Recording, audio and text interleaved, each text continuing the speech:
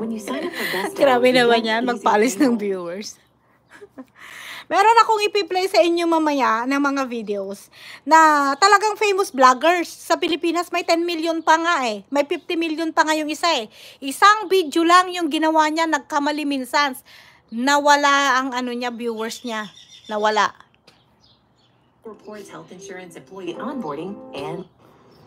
Kabahan ka na Kalingap Dan, pauwi na ako. Ang karibal mo kay Medit. So yan, BTS, and yun pang mga reactors, ano? So,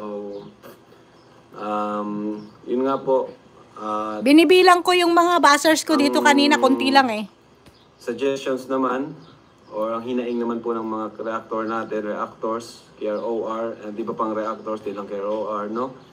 Na yung K-boys o yung ibang staff natin ay wag daw mag-react sa mga love team, ano? Kasi, yun nga, silang mga reactor ay nawawalan na po sila ng content, gano'n. Sila yung nawawalan ng, dyan. Tama ka dyan, Merle Aguilar. Sila yung reactor, pero parang, naunahan sila, kumbaga trabaho nilang maging reactor, pero, wala na, naunahan na sila ng ibang K-boys, ano? So, yan din po ang mga reklamo sa atin. Kaya, yan po, ayusin po natin, ano. So, tama nga naman po, may point naman po sila, na syempre, charity vlogger yung pinasok dito, so bakit magre-react sa mga video natin. So, yun, tama naman po dun yung, yung reklamo ng mga Lakas daw ni Marilyn, ako daw pa si KROR, Mono. Karepa, or... Isa, bilangin natin ha. Kunti lang yan eh.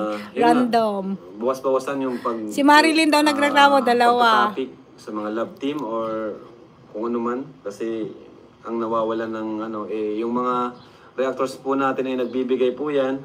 Sila Ninong July, sila Ninang Marilyn, Ninang Lena. Yan po ay nagbibigay po sa atin ng pondo sa ating pabahay. Actually, I need to correct. Kailangan kong i-correct si Kalinga Prab dito Kahit hindi kami nagre-react sa kanyang video. I've been like, matagal na ako sa kanya eh. Nung 2020, nung pag-uwi niya ng Daet, na niya ako, nag-sponsor na ako sa kanya. Pero prior to that, 2020 siya November 2020.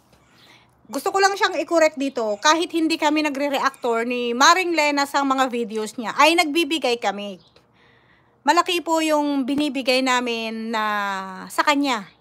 Okay, the last time na nakabigay ako kay Erica, 10,000, pero dahil nawala si Erica, so napunta kay Dara. So yon, hindi po yun income ng YouTube, okay? Hindi po yun income ng YouTube, pati yung binigay ko kay Rachel na 20,000, that's from my pocket. Hindi po yun income ng YouTube.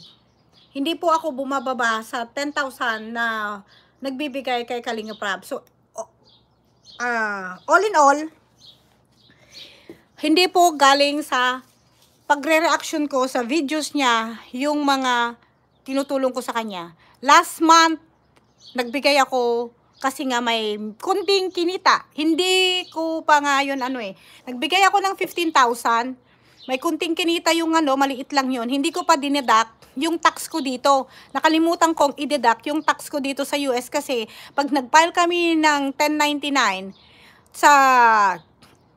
sa tax namin, sa income tax namin, IRS, meron po rin tax po yun, magbabayad pa rin kami. And then hindi ko rin dineduct yun yung mga ginagamit ko sa vlogging. Bumili ako ng laptop for my vlogging. Magkano ito?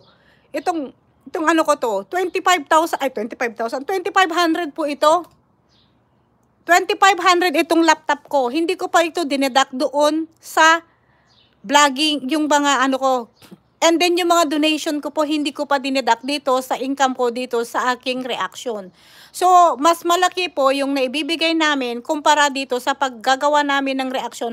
At mas malaki po yung effort at mas malaki ang oras namin na nauubos dito para lang dito sa pagtutok namin dito sa mga vlogs nila. Okay? Correction ko lang to yun So, when are you going to give me?